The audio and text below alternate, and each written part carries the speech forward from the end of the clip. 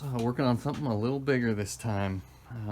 Shimpaku juniper, which is great. Although I've never worked on the Shimpaku before, but it's fun because it's it's one of the ones that they use in Japan, and so it's nice, nice dark green foliage, and this one's pretty pretty mature. It's even producing the let's see if you can see that, these little guys here, the fruit.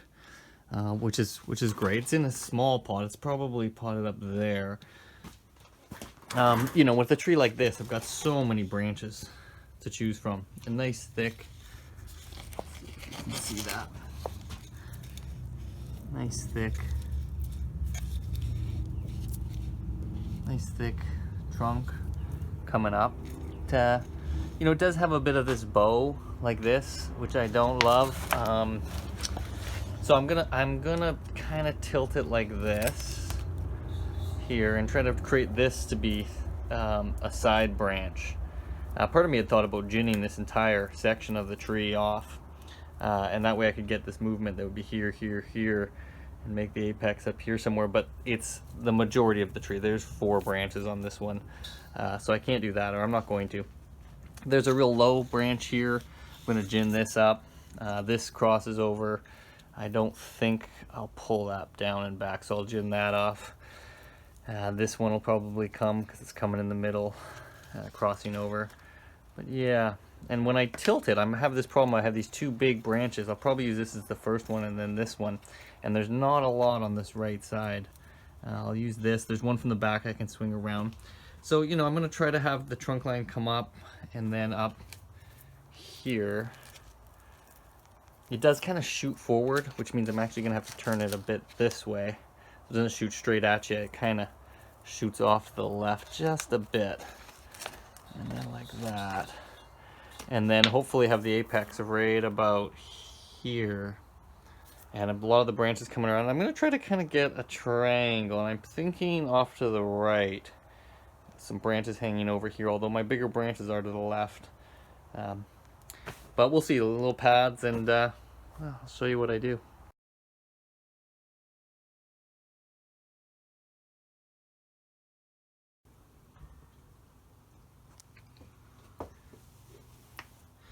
So I've been looking at this tree a whole bunch over the last, well, it's been a week since I've been slowly kind of wiring it piece by piece. I have all the main structural wire put on, none of these smaller ones.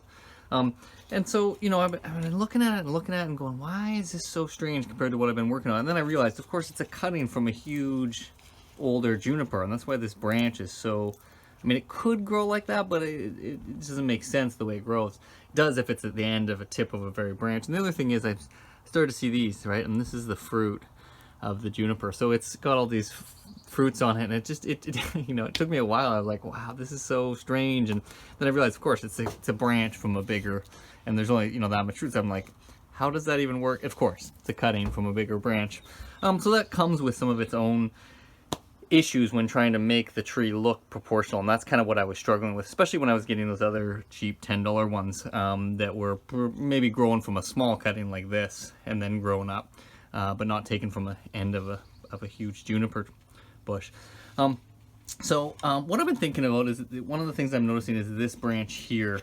It sort of sticks out strange. Now I have this arc that I don't love. There's a little angle there and then an arc, and then it kind of comes up here, and this is where I'm thinking of maybe making the apex. It's a bit hard to see. And I thought, I could take this out and gin this whole thing, and maybe I will at some point, and then I could reduce the thickness of that to make it look not so much like a twin trunk, but more like a branch. And then I sort of, there's a few different ways. I was like, I could do it like this, but then this branch actually comes right towards you, but you lose the split there. So I didn't like that, the branch coming right forward. And then I kind of thought, like, maybe like this. And so that, what it does is it reduces the gap there, but it also keeps it looking like the whole tree is moving up, and versus the sort of split by reducing the gap.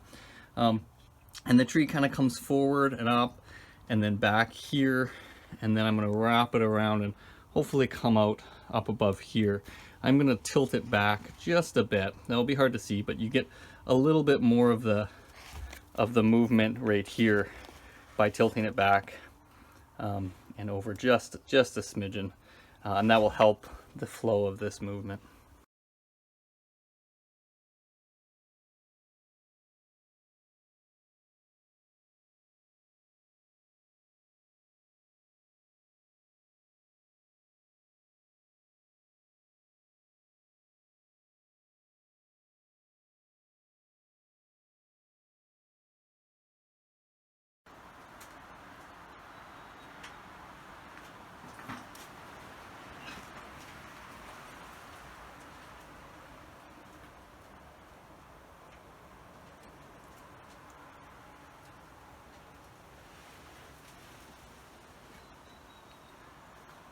So you can see I've done quite a bit. I did want to show you a video of it all, but you know, it's quite a transformation from what I had before. I just couldn't. I just had to work on it. You know, I mean, I'm really quite happy with this bonsai. You know, for the $20 it cost me. You know, I would say I probably put 4 hours in, and I overwired, and I like cut off branches that had wire, and really one of those lessons of like try to kind of get a design before you wire the whole tree. Although it's good practice. I had, you know, there was a dead shari, dead wood coming out here, and this was a live branch at some point, and so I had actually taken that off and made this. I may take that off at some point. It does have a sort of a straight, pulls you down a bit, which is okay. I also tried to get, maybe you can see it better from this angle. Tilt it just a bit there. So that's probably the viewing angle I'm thinking of. Let's see, yeah, something like that. This side is a little longer than this side, so you have a triangle here. You know, I mean, there's some empty spaces. This will have to fill out at some point. Have this nice dead wood coming up. I may take that off. I had thought about taking off the top, which does make the tree look significantly older, and so I may do that at some point. I could turn it into a dead wood spiraling around, and I do want to push it back quite a bit. Now with this one, there was a lot of things I don't know, I just didn't like. So I had the two branches coming off the same side. I don't know if you can get a good angle on it. See, what I did is I tried to hide it. I used this to hide it, and I have a lot of, I'll turn it around here, but you can see the back side. I've just wrapped branches in to sort of hide stuff, so it really doesn't have that same sort of elegant feel. And I've left this super long and this super long, and they're really not doing much but cluttering it. So I may take those off at some point. I wanted to keep it strong, while, you know, just to let it grow out. And like, you look at this branch coming in here, I've wrapped it all the way around, come back in, and then curved it back out here to create this this length here. And you can see what I've tried to do is kind of hide a lot of that.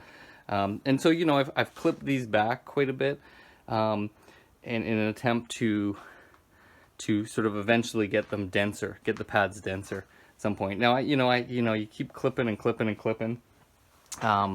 It's one of those things that when you're done, see there, you can kind of see it. There's the two trunks, or almost looks like two trunks coming up. And I really did want to kind of avoid that. And if you come up here, you start to sort of lose that. You don't quite get the line, you know, the line of the tree in some form. It's more just like a trunk with a lot of foliage. And, you know, the pads will sort of, you know, eventually sort of pad out a bit. It's still super rough. I mean, I could be in there trimming some of this lower stuff off, but I'm really happy with it, with the way it is right now. It's a little more rugged. A lot of my trees right now are quite rugged. But yeah, I'm super happy. You know, $20. Like I said, 4 hours. Probably should have been 2 hours, because I just wired and cut the wires and bent them and then recut them. And it took me a while to design, to figure out what exactly I wanted.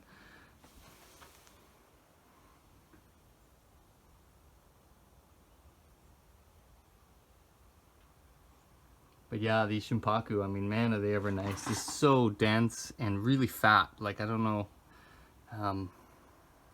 really fat, thick, luscious needles, in a dark blue, which is really nice. And I've tried to pick off a lot of these berries. There's quite a few berries. I want the energy not to be producing berries. So I'll probably pick a few more off, but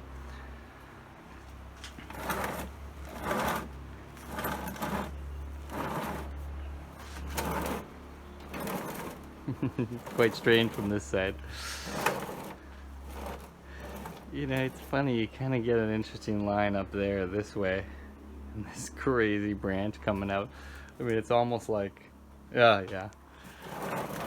My mind went back and forth on how to design this one so much, but you know, it was a good show for me. Like, how do you, if you have these super long branches that are thick with tons of foliage on the back, you know, you can wrap them around and start to hide it.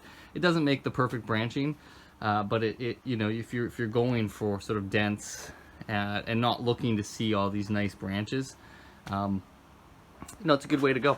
It's a really good way to go. There's probably, let's just see, how can we get that? That's probably how it